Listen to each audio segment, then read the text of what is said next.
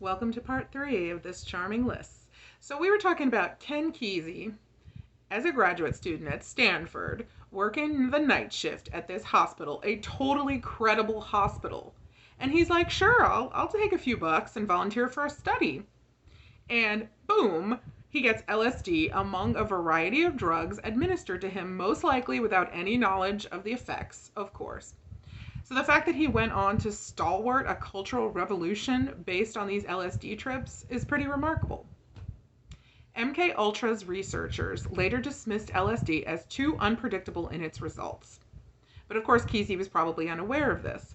Adverse reactions included an operative who received the drug in his morning coffee, became psychotic, and ran across Washington, seeing a monster in every car passing him.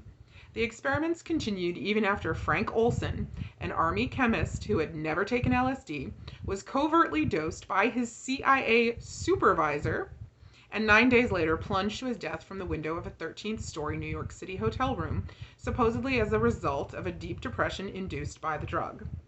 According to Stephen Kinzer, Olson had approached his superiors sometime earlier, doubting the morality of the project, and asked to resign from the CIA. Wait, doesn't that seem a bit too coincidental? The man wanted to resign and then gets dosed by his supervisor. Do you think the intended outcome was to be his death? Or did they give him a bad dose, like the brown acid at Woodstock that was going around, if you remember that?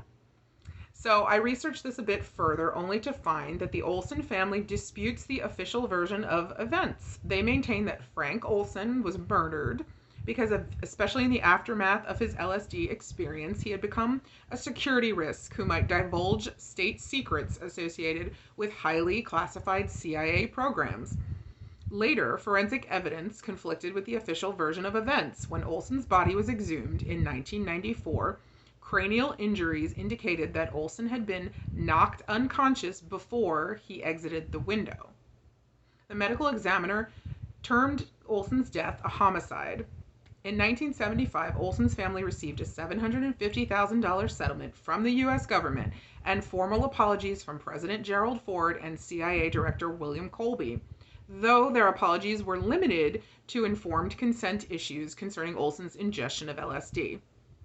On the 28th of November 2012, the Olson family filed suit against the U.S. federal government for the wrongful death of Frank Olson. The case was dismissed in July 2013, due in part to the 1976 settlement between the family and government. And I did say 1975 settlement earlier, so I think there's a discrepancy online. So it was either 75 or 76. And now back to the hippies. Robert Hunter was an American lyricist, singer-songwriter, translator, and poet, best known for his association with Jerry Garcia and the Grateful Dead. Along with Ken Kesey, Hunter was said to be an early volunteer, MK Ultra test subject at Stanford University. Stanford test subjects were paid to take LSD, psilocybin, and mescaline and then report on their experiences. These experiences were creatively formative for Hunter. This is what Hunter has to say about it. Quote, "Sit back, picture yourself swooping up a shell of purple with foam crests of crystal drops. Soft nigh they fall unto the sea of morning creep, very softly mist.